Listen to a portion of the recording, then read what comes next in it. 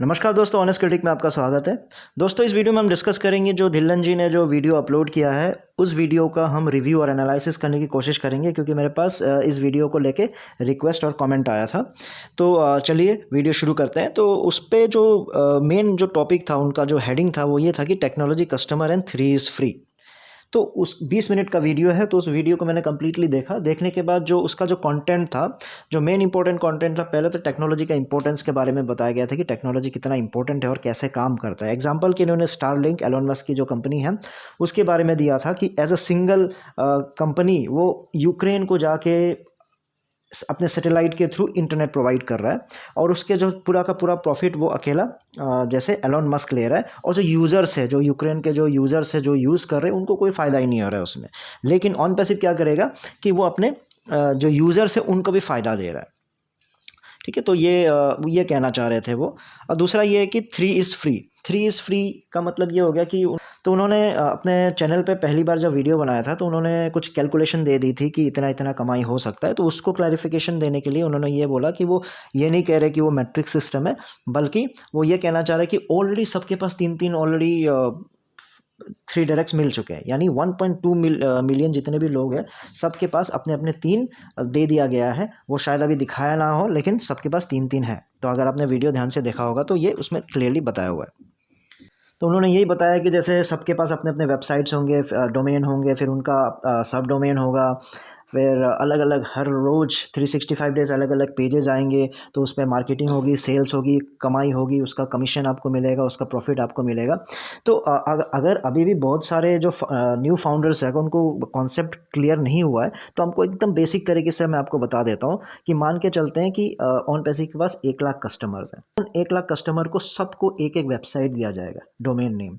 ठीक है, यानी एक एक दुकान सबको मिल जाएगा। और उन दुकानों में क्या करेगा, बहुत सारे सामान बेच सकते हो, लेकिन एक एग्जांपल के लिए मैं आपको बता रहा हूँ कि मान लो ऑन पैसिव चावल बेच रहा है, तो ऑन पैसिव क्या करेगा, सारे 1 लाख फाउंडर्स को चावल दे देगा। ठीक है, यानी ये लो ये लो ये लो ये लो चावल। अब क्या करेगा, जो सब दुकानों के पास अपना ऑन पैसिव का ही चावल है। अब ऑन पैसिव क्या करेगा, कस्टमर्स ढूंढेंगे मार्केटिंग के थ्रू। आपको चावल चाहिए, आपको चावल चाहिए, आपको चावल चाहिए। वो अगर बोलेगा हाँ हाँ चाहिए, तो वो क्या करेगा, उस ट्रैफिक को, यानी उस टारगेटेड ट्रैफिक को आपके दुकानों में भेज दिया जाएगा। मान लो 1 लाख लोग मिल गए चावल खरीदने के लिए, और टोटल हमारे पास 1 लाख फाउंडर्स है। तो क्या करेगा कि एक कस्टमर को किसी फाउंडर नंबर 1 पे भेज देगा, दूसरे कस्टमर को फाउंडर नंबर 2 पे भेज देगा एज अ ट्रैफिक। तो वो जाके आपके दुकान पे देखेगा, हाँ ये चावल पसंद है, फिर जाके वो खरीद लेगा। अगर पसंद नहीं आया तो फिर नहीं खरीदेगा। तो ट्रैफिक आया, खरीद लिया। तो जो चावल, मान लो 10 रुपये का जो चावल है, उसने अगर 10 रुपये का चावल खरीद लिया तो 5 रुपया आपको मिल गया, या फिर 5 रुपया ऑन पैसिव रख लेगा। ये जैसे एग्जांपल दे रहा हूँ क्योंकि यूट्यूब में ऐसे ही होता है, 55% कस्टमर को दे देता है, बाकी 45% जो है यूट्यूब रख लेता है। अब इसका जो ऑन पैसिव का क्या सिस्टम है, मतलब कितना परसेंटेज बांटा जाएगा, वो आई एम नॉट श्योर। यानी सिंपल भाषा में सबके पास अपना अपना वेबसाइट बाद में दिया जाएगा, डोमेन नेम। इसलिए वो डोमेन बहुत ही इंपॉर्टेंट है, वो कब लॉन्च होता है उस पर डिपेंड करेगा। सबका अपना अपना डोमेन हो गया और सबका अपना अपना वेबसाइट हो गया। और यानी ऑन पैसिव जब अपने प्रोडक्ट की मार्केटिंग करेगा, अगर कोई खरीदने के लिए राजी होगा तो वो किसी ना किसी फाउंडर के वेबसाइट पे भेज देंगे, जाओ वहाँ जाके खरीद लो आप, क्योंकि ऑन पैसिव का अपना नहीं रखेंगे। तो जब सब फाउंडर के पास जाएगा, अगर उनको पसंद आया तो उसने खरीद लिया, तो वो आपका कस्टमर हो गया। फिर अगले बार फिर वो कोई दूसरे उसमें भेज देंगे। तो वैसे कर करके वो सेल्स मार्केटिंग होगा, उसमें आपकी कमाई होगी। तो यानी जो भेजा गया वो ट्रैफिक होता है। टारगेटेड ट्रैफिक क्यों, क्योंकि उनको मान लो चावल ही चाहिए था, इसलिए आप चावल के दुकान में भेज दिया, इसलिए वो टारगेटेड ट्रैफिक होता है। क्यों, क्योंकि टारगेट क्या था, चावल का, और चावल के ही मुझे कस्टमर मिले हैं।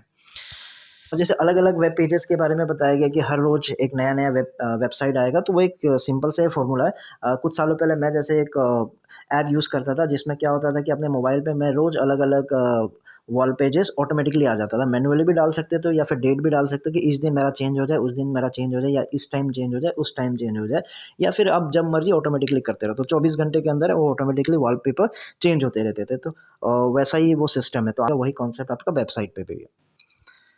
अब इस पे पॉजिटिव पॉइंट पे आ जाते हैं। पॉजिटिव पॉइंट ये है कि धिल्लन जी ने जो 1.2 मिलियन आपका फाउंडर्स को ऑलरेडी 3-3 मिल गया है बोला, तो अगर ये बात सच है तो बहुत बढ़िया है, फिर कुछ करने के लिए है नहीं, क्योंकि सबके पास अगर 3-3 है तो फिर वो 3-3 को जो भी आपका ट्रैफिक मिलेगा तो ऑब्वियसली वो कमाई फिर आपको ही डायरेक्टली होने वाली है। तो अगर सबको मिल गया है तो बहुत बड़ी बात है, बस ये फिर बाद में ऐसा ना हो कि बाद में बोल दे कि नहीं ये गलत बोल दिया गया था। चलिए अब नेगेटिव पॉइंट्स पे आ जाते हैं। नेगेटिव पॉइंट पे मेरा जो पहला एग्जांपल उन्होंने जो दिया था इंटरनेट बाय यूक्रेन को लेके, तो उनको जो समझाने का जो मकसद था वो मैं समझ गया, वो ठीक है। वो ये कहना चाह रहे हैं कि जो यूज़र्स है, यूज़र्स को फ़ायदा नहीं हो रहा है, बाकी जितने भी टेक्नोलॉजी के थ्रू यूज़र्स बस पैसे दे रहे हैं, लेकिन वो जो फ़ायदा हो रहा है वो सिर्फ मालिक को हो रहा है। लेकिन इस संदर्भ में आपको यूक्रेन को लेके जो एग्जांपल दिया वो इनसेंसिटिव है, इनसेंसिबल है मेरा मानना है, क्योंकि अगर एलोन मस्क ने अगर इंटरनेट सर्विस प्रोवाइड किया है, ठीक है, अगर पैसे भी लिए हैं, तो देखिए वो रिस्क लिया है। किसके खिलाफ दे रहा है? वो रशिया के खिलाफ दे रहा है, राइट? अब रशिया आपको पता ही है, तो रशिया के खिलाफ दे रहा है, तो वो कोई छोटी-मोटी बात नहीं की, उन्होंने भी रिस्क लिया अपने कंपनी को लेके। दूसरा ये है कि यूज़र्स को फ़ायदा नहीं हो रहा है। देखो यूज़र्स को क्या फ़ायदा चाहिए? वहाँ मुसीबत में है लोग, कितने जान बचाने में भागे हुए हैं, उस वजह से बहुत ही इंटरनेट की सुविधा की, ताकि वो इन्फॉर्मेशन इधर से उधर भेज सकें, उस वजह से इंटरनेट की रिक्वायरमेंट है। तो उस समय यूज़र को फ़ायदा नुकसान देखने के लिए वो इंटरनेट यूज़ नहीं कर रहा है। ठीक है, मैं कॉन्सेप्ट समझ गया क्या बताने के चाह रहे हैं, लेकिन यूक्रेन का एग्जांपल नहीं देना चाहिए था वो जो स्टारलिंक को लेके, क्योंकि वो स्टारलिंक एक रिस्क लेके वो सर्विस प्रोवाइड कर रहा है। दूसरा, जो यूज़र्स है उनको नफ़ा नुकसान से मतलब नहीं है। अगर नफ़ा नुकसान की बात होती है तो देखो, ये ज़रूरी नहीं है कि टेक्नोलॉजी बन जाए तो नफ़ा नुकसान होना शुरू ही हो जाए। गवर्नमेंट पे भी डिपेंड करता है कि मैं अलाउ कर रहा हूँ नहीं कर रहा हूँ। स्टारलिंक को देखो, अभी तक इंडिया में अलाउ ही नहीं कर रहे हैं, कितनी कोशिशें कर रहे हैं, राइट? अभी तक तो अलाउ हुआ नहीं। तो वो गवर्नमेंट पे डिपेंड करता है। आप टेक्नोलॉजी बना दो तो गवर्नमेंट मान जाए, ऐसी बात भी नहीं है। तो सिंपल एग्जांपल आप ब्लॉकचेन का भी मान सकते हो, जो आपका बिटकॉइन का भी मान सकते हो। बिटकॉइन बंद हो गया, लेकिन रूल रेगुलेशन किस पर डिपेंड करेगा? गवर्नमेंट पे डिपेंड करेगा। कल फिर मर्जी हुआ बैन कर देगा। मुझे लगता है कि ये जो ट्रिपल सबको दे दिया गया है, इतना ऑथेंटिक नहीं है जब तक वो ऐश खुद ना बोल दे। ठीक है, तो इसलिए उसको नेगेटिव पॉइंट में मान के चल रहा हूँ। तो कंक्लूजन क्या है? तो इस वीडियो का मेन जो पर्पस था, मुझे ये लगता है कि अभी रिसेंट में ऐश ने एक वेबिनार किया था, उसमें उन्होंने क्लियरली कहा था कि ऑन पैसिव को लेके कोई भी कैलकुलेशन कुछ भी नहीं बताएगा, क्योंकि ऑन पैसिव कोई गेट रिच वाला सिस्टम नहीं है कि आप उसमें आ जाओ और धनी हो जाओ। वो बहुत ही कॉन्सेंट चलेगा, एक बिजनेस है, आगे बढ़ेगा और धीरे धीरे कमाई होगी। लेकिन ये जो आप डॉलर ना, कोई भी किसी एक लीडर ने अभी रिसेंट में दिया जो एग्जांपल दिया कि किसी एक लीडर ने भी कैलकुलेशन करके बताया, तो वो ऐसा नहीं करना चाहिए। लीडर का नाम तो नहीं लिया। फिर उन्होंने ये कहा कि ना डॉलर्स में कुछ बताया जाएगा, ना इंडियन रुपीस में कुछ बताया जाएगा। ठीक है, हाँ कॉन्सेप्ट बताओ, लेकिन ये जो कैलकुलेशन सिस्टम मत बताओ, क्योंकि ऐसा कुछ अभी तक ऑन पैसिव ने डिक्लेयर नहीं किया। तो लेकिन फिर अपने वीडियो में इस तरह का जो कैलकुलेशन है गुशविंदर धिल्लन जी ने दे दिया था, तो उन्होंने उस चीज़ को फिर से क्लैरिफिकेशन करने के लिए, कि कंपनसेट करने के लिए, नहीं नहीं मेरा मतलब ये नहीं था बोलने का, कैलकुलेशन का ये मतलब नहीं था। तो मुझे लगता है कि उसकी खानापूर्ति करने के लिए इस वीडियो को बना दिया गया है। तो उस वीडियो का जो क्लिप्स है, मैं यहाँ तो शो नहीं कर सकता, क्योंकि आपका कॉपीराइट दे देगा आपका जो कौशिक भैया। तो इसलिए एक चैनल है ऑन पैसिव क्लिप्स बोल के हैं, तो उसमें आपको वो क्लिप नज़र आ जाएगा।